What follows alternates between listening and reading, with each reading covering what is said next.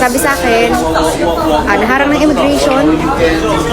So here's the full context. The national security concern that Queen Hera mentioned as the reason bakit na-hold at na-detain si Phuket sa Dubai Airport was because pumasok daw ang feeling entitled na content creator sa women's restroom sa Dubai Airport. So doon pa lang, sa linya, pinakadulong linya, naharang na ng immigration.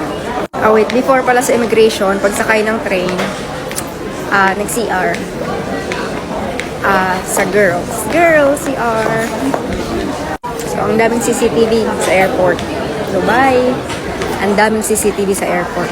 So, hindi ako aware na nanonood sila, natitimbrehan na. Ano yan? Natitimbrehan na, nakikita.